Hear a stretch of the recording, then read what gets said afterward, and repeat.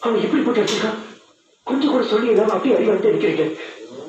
ஒரு பூனை கூட தற்காப்புக்காக கொஞ்சம் மாத்த செய்யும்.